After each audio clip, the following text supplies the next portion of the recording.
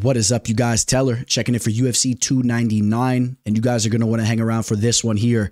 This is our first ever prop edition video. As promised, for the huge UFC 299 card, I'm putting out a video where I'm going to dive into the prop bets that I like for this event. I won't water it down. I won't give you too many of them. I will specifically be talking about the ones that stand out to me where I see some value. And the type of prop bets that we could be talking about can vary from over-unders, a specific method of victories, whether it's KO, sub. It could be a variety of prop bets there. So for those of you guys that like those types of bets, this is your type of video here. Besides that, I will let you guys know that I'm most likely going to be posting a free play here on the channel. You guys remember the last one we just did? It was an underdog play on Ilir to Poirier. I put that out the morning of the event. So I will get this out to you guys here a day in advance of the card so you guys don't miss that. So make sure you guys are stay tuned, or you guys are tuned into the channel. Make sure you guys have those notifications and all that. Please like this video. Let me know you guys like what I'm pumping out here for you guys. Subscribe to the channel so I can continue to work on this type of stuff.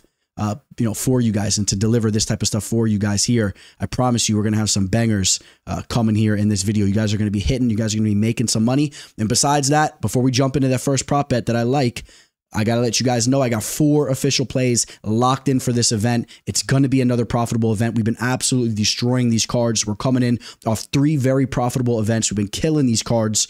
And this is a card where I am targeting some great value. Okay, sounds like a Walmart slogan there, but it's some solid value. I'm not targeting big type of favorites or anything like that. My average line for those 4 plays is probably at underdog odds. Okay, guys, so get locked in with me. Let's make some big money for the big UFC 299 card. Appreciate you guys. Welcome to the show. This is the MMA fortune teller. Yeah.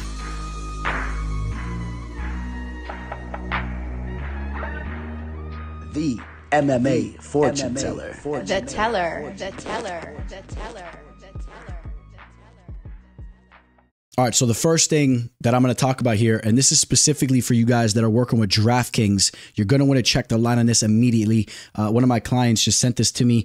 You can catch, and this is going to be a little bit of an anomaly out there. You could check all your sports books, but you're not going to typically see this. But right now, you can get Marina Moroz to win via submission on DraftKings. I don't know if this is an error or not, man, but I mean, I see the screenshot. I'm not a big DraftKings guy, but this is available. All right, my boy has this locked in. At plus 1,300, you can get Marina Moroz to win via submission. That's a ridiculous bargain. I mean, you're seeing really a variation of plus 210 to plus 330. That's the range you're seeing across the average sports book. So I don't know what DraftKings is doing there, but if you guys have DraftKings, immediately go check the line on Marina Moroz to win via submission. If you're getting plus 1,300, that's a ridiculous amount of value. She already subbed Wood in the first fight when they fought. And we know that Wood has been getting subbed quite often, even since then. She's coming off a couple rear naked choke losses. Marina Moroz is a dangerous grappler. We know she came into the game as a striker, but her grappling quickly caught up. All right, and now let's talk about these 2 prop bets here. I'm not saying I'm crazy about these 2, but these are something worth keeping an eye on. We're going to talk about these 2 upper weight division fights that are going to go back to back. First and foremost, Robell Despain making his UFC debut against Josh Perison. I do feel that Robell is going to find that finish in this fight. I think that's the most likely scenario. I mean, this dude is a nasty striker. Josh Parison's a fighter that doesn't really survive in his fights, even when he takes L's. This is a guy that does get finished. But just let's take a quick look at what we're seeing here as far as this fight to go the distance. Right now, I'm seeing it as high as a plus 700 on Bet Online. It's plus 600 on DraftKings. Keep an eye on that line there. If you're catching that plus 700, plus 800, I think that you're getting a little bit of a bargain. Let's just say that Robell doesn't get that first round knockout, and let's say that he's game enough to not be finished by Perison, that he doesn't just turtle up and has no ground game, and Perison could put him into a similar situation to what Perison just did or a couple of years ago did to Alan Budat, a kickboxer there. Let's say this dude Despain is a little bit more game than that, and these guys are hanging on each other, and they're both kind of gassed and winded, and this fight goes to a decision, okay? If you're getting a plus 700 type of line, there could be some potential value there. And again, to piggyback this fight with the next fight, let's say you also did the same thing for the Felipe Lins versus Ian Kuti Laba fight. Let's say you threw a little half unit on both these fights to go to a decision. which you're going to get some good value. Let's say one of those fights goes to a decision. You're gonna profit, obviously. So right now, for the fights to go the distance on this specific fight, I'm seeing a plus 350, plus 340 type of line. It did start at 350 on Bovada. It's gone down to 340. But if that goes the opposite way, you see it plus 400 or something. You throw a little half unit on both those fights. If one of those fights goes to a decision, you're in the green there between those two. And I think it's somewhat realistic. Ian Cutelaba is a fight finisher, and when he loses, he does tend to be finished as well. That's why you're getting these type of odds. But if Cutelaba can take a similar route to what he did in the Dustin Jacoby fight, if you remember, Cutelaba was relentless with the pressure, and once Cutelaba feels he's not getting that finish early on in the fight, he's a fighter that kind of welcomes kind of clinching up and wrestling and kind of just pushing a grueling pace like that, trying to edge out a decision because he's a fighter that doesn't get a lot of finishes in the later rounds, I would say. And you take a look. Let's take a look at that real quick. Also, you take a look at all his finishes, and you're going to see the vast majority of them are in the first round, as Ian Cutelaba has had 13 KO victories, and all 12 of them, or excuse me, 12 of the 13 are in the first round. If he doesn't get that first round knockout, he kind of tends to coast to a decision there. So keep an eye on those two prop bets. I think that if you want to maybe target both those with some small units, maybe you end up hitting one of those and then you profit. Now, this is one I really like here. Matias Gamra taking on Rafael dos Anjos. I like Gamra to win this fight via decision. Maybe you even want to target that unanimous decision, depending on what props you're looking at, but just to win going to a decision, not getting the finish here. Now, it's at minus 190 right now, but I will promise you guys that you could have caught this line at a better line, even as low as a minus 135, minus 145. That line was available earlier in the week, but even at minus 170, keep an eye on that, because, I really think that this is how the fight's going to go. Rafael dos Anjos, almost 40 years old. I don't think he's going to keep up with the pace of Gamra. Gamra loves to push the grappling. We saw Vicente Luque, a fighter that has long been known for his striking, use his wrestling to completely dominate RDA. We've seen RDA dominated by fighters that can use a heavy grappling-oriented game plan throughout his career. We saw Michael Chiesa do that, Kamaru Usman, Colby Covington. I know those are high-level wrestlers, and some may argue that was up in the welterweight division and whatnot, but after seeing what Vicente Luque just did to him, Gamrot is a high-caliber grappler that loves to push that route, and I think that's exactly how that fight's going to go. Matias Gamrot is a big favorite just to win straight up. So, I really wouldn't recommend that you're targeting that as a minus 500 favorite or some of these high lines that are out there. I think maybe you're better suited targeting to win a decision there.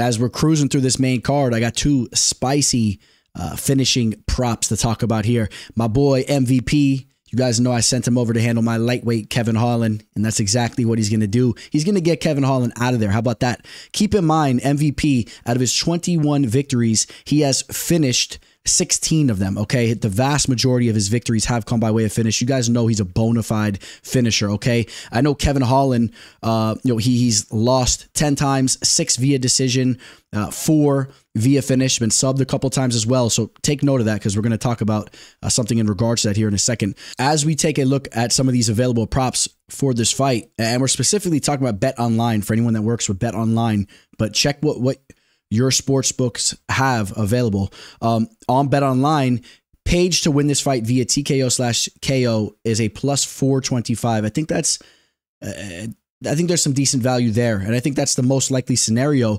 But what you have to note is on Bet Online, you can catch Page just to win inside the distance at plus 400. And you know what? I would say it's worth just taking him to win inside the distance, just in case maybe he clips Holland, hurts him really bad, snatches up some type of choke. You never know, man. We see that type of stuff happen all the time. And we see that type of stuff happen with fighters that are not really big-time submission artists, right? Guys that don't really have a lot of sub victories. But occasionally that will happen. If they hurt a fighter, they can just snatch up a sub easily, as the fighter's already done. So, for 25 points there, I would say just take Page to win inside the distance. If you really care about getting a little bit more value, slightly more value on your money, take Page to win by TKO/KO for a 425, a plus 425 line. I think there's some value there. We take a look at the co-main event between my boy DP and this new ferocious up-and-coming fighter, BSD. This is a tricky one here, but so I'll give you guys a little heads up. I'm not super confident in the props we're targeting here, but I think they're worth mentioning. BSD to win this fight via TKO/KO. You can catch it right now on my bookie at plus 375. DP, a fighter that's been very durable throughout his career for the most part. We've seen him go to war with fighters like Hooker. We've seen him go to war with a variety of high-level fighters. But we also have seen him starched before on a couple of occasions, right? Of course, you think about when Michael Johnson caught him, and how could we not bring up the Justin Gaethje knockout that he's coming off of, as he's now also 35 years old, and BSD is coming off a brutal knockout victory over Matt Frivola. Okay, so I like the value on that plus 375 line. Where it gets a little tricky though is, Benoit Saint Denis is a fighter that has some serious, has a serious submission threat. This is a fighter out of his 13 victories, he has won 8 of those victories via sub. Okay, more than half, 62% of his victories have come by way of sub. He's a nasty grappler. And Dustin Poirier is a fighter that is a very skilled jiu-jitsu player, but he's a fighter that has been subbed on a couple of occasions, be it against high-level fighters like Khabib and whatnot, but he's been subbed a couple times. He's been subbed against the best, right? And Khabib Nurmagomedov, Charles Oliveira. Who else subbed him? You guys want to find out who else subbed him real quick? Slipping my mind real quick. He was subbed by the Korean Zombie, if you guys remember that, back on UFC and Fuel TV 3. All right, so he's been subbed a couple times. That was in the 4th round. I do remember that. Now, I would say you're probably better targeting the TKO KO prop at a plus 375 line, where otherwise, if you say you're targeting BSD just to win inside the distance, you're seeing like a minus 160 line. It opened up at minus 130. I'm not really crazy about that value. I mean, you're chalking up a lot, but I think BSD is going to get him out of there. I have a feeling it's just going to be by way of strikes. I think they're going to go to war, and I think DP may not hold up. And then we head over to the main event. Sean O'Malley looking to get that redemption here. This is a prop bet that is somewhat intriguing to me. Sean O'Malley to win this fight via decision. You can catch it right around even odds or as high as plus 125 on Bet Online. I think there's some value there. Marlon Chito Vera is a fighter that has never been finished. I understand that Sean O'Malley is a fight finisher, but I could see O'Malley kind of outpointing him here throughout this fight and really not finding that finish. Vera's just been so durable, and maybe O'Malley's a little bit more hesitant than usual, wants to keep those legs safe, doesn't want to be finished himself, doesn't want to take too much damage, and he will be outpointing Vera. I'm not crazy about Vera's output in his fights, and O'Malley's a champ, and I think it's very likely he gets the W if this fight goes to the judges' scorecards. I like taking him at a plus 125 line to win a decision. You can also find him to win this fight via unanimous decision. I've seen as high as plus 140. I would say you just keep it at winning a regular decision victory there. Why take the unanimous decision? Just in case it somehow plays out closely just for a few extra points. I don't think that a split is likely. I think if it goes to the judges' scorecards, I do believe O'Malley is handling business out there. But just be careful, because maybe Chito shakes things up and has some moments, and maybe we've seen what these judges can do. All right, just put it like that. All right, and the crowd's going to be kind of split, so you're going to have a lot of the South Florida crowd going for the Ecuadorian there, and just don't be shocked if this fight potentially plays out closer than some think it could play out. Although, again, I want to make it clear, I do have O'Malley winning a convincing decision. You just don't know what the judges are going to do. Stick to the regular plus 125 O'Malley to win via decision prop. I think there's some potential value there. All right, guys, that's going to wrap up this prop edition video. I hope you guys liked it. If you did like it, click that like button and comment below. Let me know that you enjoyed this type of video, and I will pump out a lot more of these types of videos. I already know for the big cards, I will be doing this all the time, but if you guys really like it, I might just be pumping these out for every card. Okay, guys, so please give me some feedback here. You guys know I love to hit you up with some parting words as we depart here. But, I do like to save the good ones for the long format prediction video. I'm going to give you guys more of a simplistic one, and I'll give you guys some more simplistic ones for these types of videos. If you're still eating Cocoa Crispy Puffs, shame on you. If you're still eating Cinnamon Toast Crunch and all that type of stuff in the morning, if you're waking up and you're eating that stuff, or even if you're eating it late at night and you're just ingesting all that sugar, shame on you. And if you feel crappy after you eat it, you should, because you shouldn't be touching any of that stuff. All right, get the eggs going. Get this, if you have a stainless steel pot, make sure your oil, your nice virgin olive oil, is heated up properly before you dump those eggs on the pan, because they will stick otherwise, and then you're going to be sitting there scraping up nasty old burnt eggs. So get it together, guys. All right, get it together. You got to feel good. UFC 299 is taking place tomorrow night, and we are going to profit. Don't forget, hit me up if you want those official plays. If you want that free money there, you guys know that money's coming in for the teller here. All right, guys, feeling good. Got the coffee over here, the iced coffee. Some of you guys think I'm addicted to coffee now. It is what it is. Maybe I am. All right, guys, signing out. Teller. Welcome to the show. This is the MMA fortune teller. Yeah.